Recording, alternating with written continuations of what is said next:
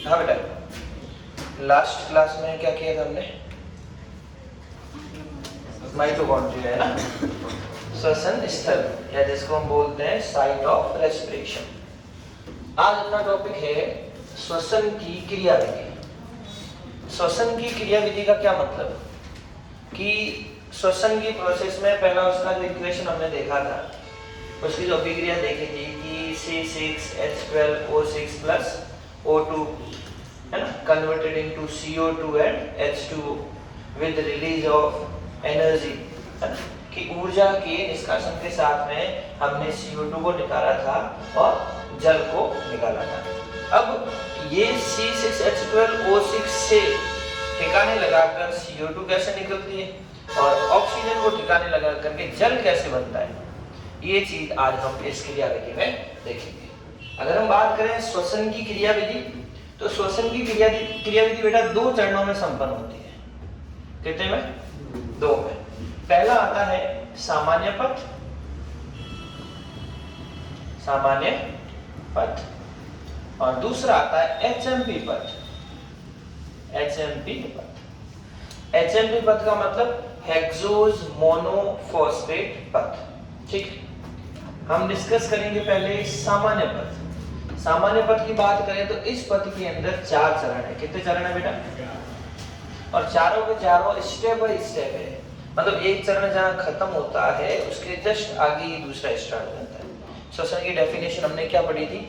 Step wise breakdown of glucose, step wise breakdown of complex substances, मतलब चरणबद्ध या क्रमबद्ध अभिक्रिया ही श्वसन कहलाती है। पहला चरण है ग्लाइकोलाइसिस,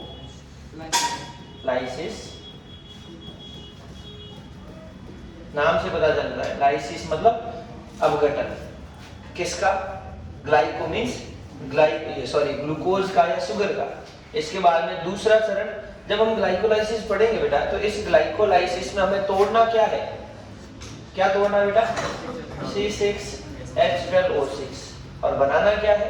CO2, मतलब CO2 को रिलीज करना है। तो ग्लाइकोलाइसिस के अंदर C6H12O6 जब टूटता है तो लास्ट में पायरुविक एसिड बनता है।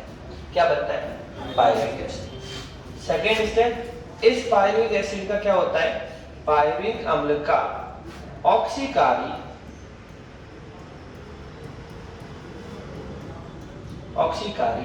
विकार्बोक्सिलीकरण, नाम से पता चल रहा है, विकार्बोक्सिलीकरण,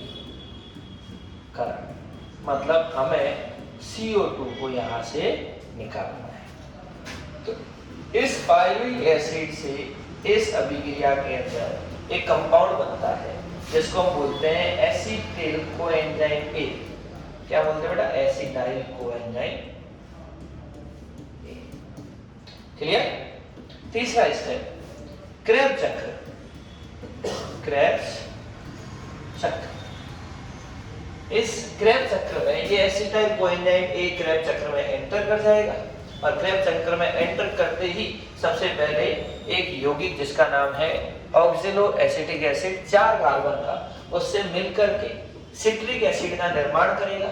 इसलिए सबसे पहला प्रोडक्ट सिट्रिक एसिड बनने के कारण ही इस क्रेब्स चक्र को सिट्रिक एसिड साइकिल के नाम से भी जाना जाता है। आगे अपन देखेंगे। और लास्ट का ETS, ETS मतलब इलेक्ट्रॉन ट्रांसपोर्ट सिस्टम कह दो, शटल कह दो, सिस्टम। क्लियर?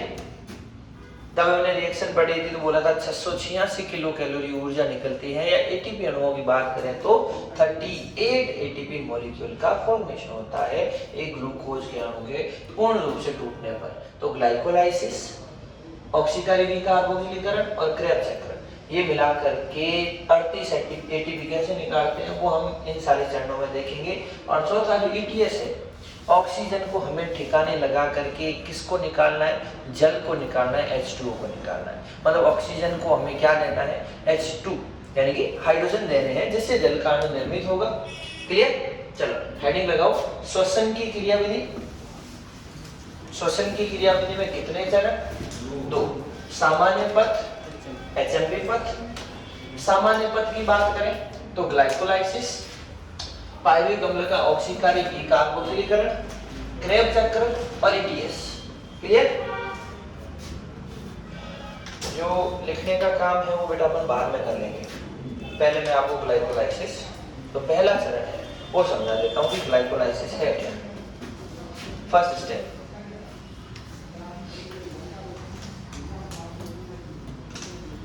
ग्लाइकोलाइसिस।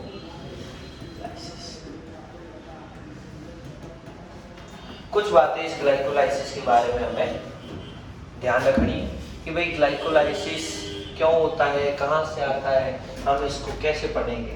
तो सबसे पहली और इम्पोर्टेंट बात, जो ग्लाइकोलाइसिस है, जर्मन 3 वैज्ञानिक थे, जर्मनी के 3 वैज्ञानिक थे। उन वैज्ञानिकों का नाम था, एक था बेटा एम्बडन, क्या नाम था, दूसरा मेयरहॉफ और थर्ड पार्नस। सबसे पहले इस ग्लाइकोलाइसिस को 3 जर्मन वैज्ञानिक एम्बडन, मेयरहॉफ और पार्नस, इन तीनों ने ही बताया था। इसलिए इन्हीं के सम्मान में इस ग्लाइकोलाइसिस को EMP पाथवे भी कहते हैं।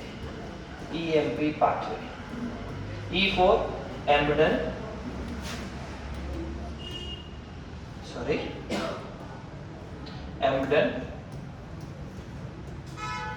मेयरहॉफ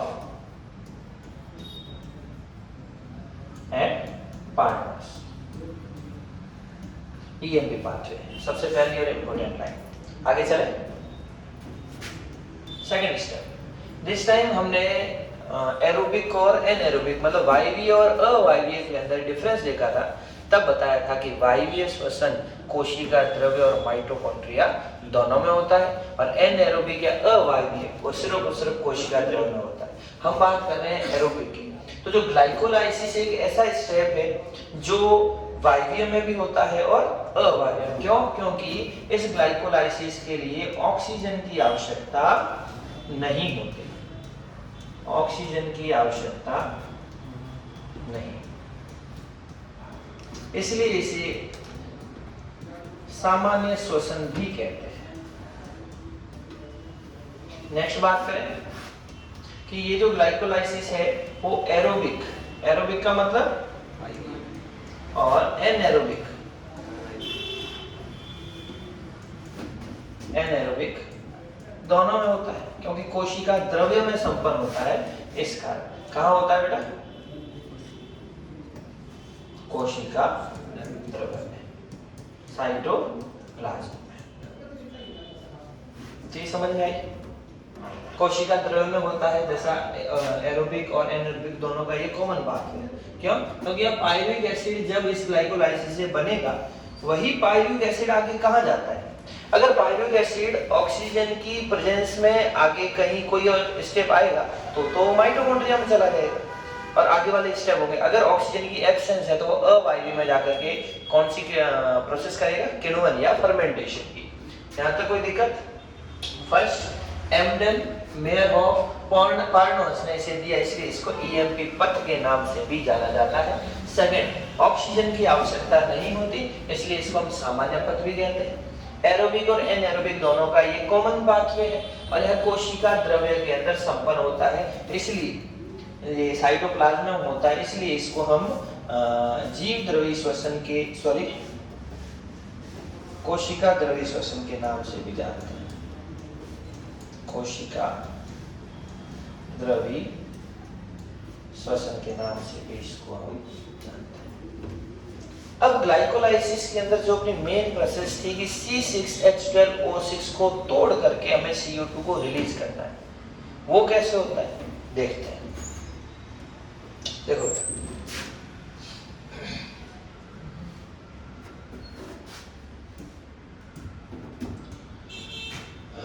ग्लाइकोलाइसिस, ग्लूकोज का लाइसिस होना। ग्लाइकोलाइसिस जो है बेटा 3 चरणों में संपन्न होता है। कितने स्टेप्स? 3 स्टेप्स। सबसे पहला स्टेप मतलब जो अपने पास में हेक्सो शुगर होगी, यानी कि जो अपने पास में ग्लूकोज है उसको हमें तोड़ना पड़ेगा, है ना। ग्लूकोज को जैसे ही तोड़ेंगे तो अपने पास में आगे चल करके कुछ कंपाउंड बनेंगे, वो कंपाउंड भी टूटेंगे और लास्ट में जाकर के किसका निर्माण होगा? पायरुविक अम्ल का निर्माण होगा। ठीक है, तो सबसे पहला स्टेप देखें, फॉस्फोरिलीकरण। फॉस्फोरिलीकरण नाम से पता चल रहा है फॉस्फेट ग्रुप के रिलेटेड कोई चीज होने वाली है। जब फॉस्फोरिलीकरण करेंगे हम तो अपने पास में एक शुगर आएगी जिसे हम बोलते हैं हेक्सोज शुगर, हेक्सोज शर्करा। और वो हेक्सोज शर्करा को आगे हम चल करके क्या करेंगे? तोड़ेंगे। हेक्सोज शर्करा का टूटना, और जब हेक्सोज शर्करा टूटेगी तो किसका निर्माण होगा बेटा? पायरुविक अम्ल का निर्माण या पायरुविक एसिड का फॉर्मेशन। अब ये चीज होती कैसे? ये चीज होती कैसे? सबसे पहले अपने पास में है कौन? ग्लूकोज। कितने कार्बन का कंपाउंड? 6 कार्बन का कंपाउंड। इस ग्लूकोज में पहला स्टेप फॉस्फोरिलीकरण में क्या होता है? ग्लूकोज के 6ठे कार्बन के ऊपर आकर के फॉस्फेट ऐड होता है। इस ग्लूकोज को मैं लिख रहा हूं G, इसके 6ठे कार्बन पर कौन आकर के ऐड हुआ? Phosphate group. यह फॉस्फेट ग्रुप आया कहां से? अपने पास में माइटोकॉन्ड्रिया को क्या कहते हैं? कोशिका का शक्ति ग्रह। और ऊर्जा किस रूप में संचित रहती है? एटीपी के रूप में। देखो बेटा, ए और 3 पी, एडिनोसिन कितने फॉस्फेट? ट्राइफॉस्फेट। इन ट्राइफॉस्फेट में एक फॉस्फेट तो इस ग्लूकोज के 6 कार्बन पर ऐड हो गया, तो पीछे क्या बचा?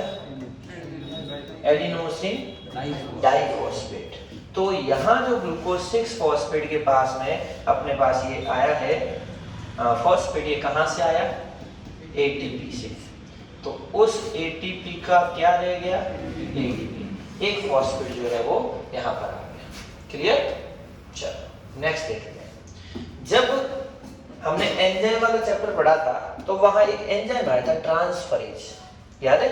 आपको बोला था कि बेटा कि 6 के 6 जो एंजाइम है वो हमें ध्यान में रखने हैं। सबसे पहला ऑक्सीडो रिडक्टेज, ऑक्सीडेशन या रिडक्शन की जो भी रिएक्शन होगी वो उस एंजाइम के ग्रुप में आएगी। सेकंड बोला था ट्रांसफरेज, किसी ग्रुप का ट्रांसफर होना। और उसके अंदर भी बोला था जब फॉस्फेट ग्रुप का ट्रांसफर हो तो वहां एंजाइम कौन सा आएगा? काइनेज। है ना? एंजाइम वाले ग्रुप में देखा था कि जहां पर भी फॉस्फेट ग्रुप का ट्रांसफर होगा अपने पास में एंजाइम कौन सा आएगा? काइनेज। ये काइनेज। और एंजाइम के नामकरण में हमने एक चीज देखी थी कि कोई भी एंजाइम या तो जो अभिक्रिया है उसकी प्रकृति पर निर्भर करता है, या फिर आपका जो क्रिया कारक, क्रियाधार या अभिकारक है, यानी कि जो अभिक्रिया में भाग ले रहा है उसके पीछे एज लगा दें अभिकारक के पीछे, तो अपना एंजाइम बन जाएगा। अपना अभिकारक क्या है? ग्लूकोज। कितने कार्बन का है? और 6 के लिए क्या आता है? एंजाइम क्या हो जाएगा? हेक्सोकाइनेज। तभी मैंने बोला था बेटा कि जो एंजाइम वाला चैप्टर है उसके कुछ चीजें ऐसी अगर हम ध्यान नहीं रखेंगे तो हमें आगे जितने भी प्रोसेस है वो समझ में नहीं आएंगे। इस कारण बोला था। क्लियर? जब ग्लूकोज से ग्लूकोज के 6ठे कार्बन पे फॉस्फेट आता है तो ग्लूकोज 6 फॉस्फेट बन जाता है। और इस ग्लूकोज 6 फॉस्फेट में जो फॉस्फेट आया वो कहां से आया? एटीपी से आया। और एटीपी से फॉस्फेट एक लेने पे वो क्या बच गया?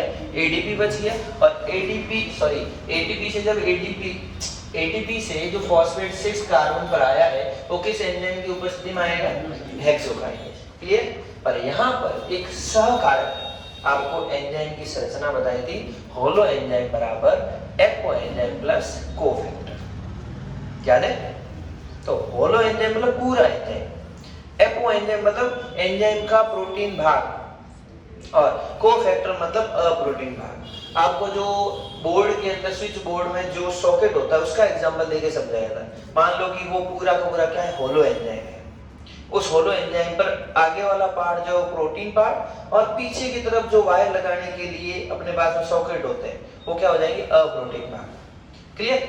और उस के अंदर सॉकेट के अंदर जो 5 खड्डे होते हैं उनको हमने सक्रिय स्थल या एक्टिव साइट के रूप में जाना था। क्लियर। और कोफैक्टर में एक आपको बताया था सक्रिय एक्टिवेटर। एक्टिवेटर मतलब जो किसी एंजाइम को एक्टिव करते हैं अभिक्रिया को करने के लिए। और यहाँ पर जो अपने पास में सक्रियक आएगा वो क्या होगा बेटा, Mg+2। मैग्नीशियम आयन की उपस्थिति में ये ग्लूकोज 6 फॉस्फेट में बदलता है और जो फॉस्फेट आता है वो कहाँ से आता है, एटीपी से। पीछे क्या बच जाता है, एडीपी। किस एंजाइम की उपस्थिति में, चला स्टेप समझ में आया। अभी भी हम फॉस्फोरिलीकरण ही कर रहे हैं। ये ग्लूकोज 6 फॉस्फेट किस में बदलता है बेटा, ग्लूकोज 6 फॉस्फेट बदलता है फ्रक्टोज, हिंदी में भी बेटा फ्रक्टोज ही लिखेंगे, ठीक है, फ्रक्टोज 6 फॉस्फेट। क्या चेंज है, ग्लूकोज का स्ट्रक्चर देखेंगे तो C6H12O6, फ्रक्टोज का देखें तो भी C6H12O6। अब चलते हैं हम एंजाइम वाले चैप्टर में वापस।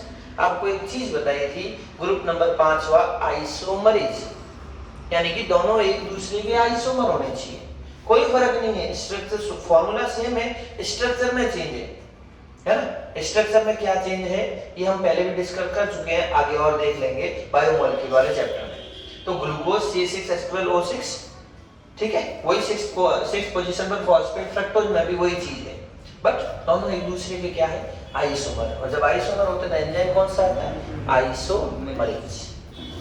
ये आइसोमरेज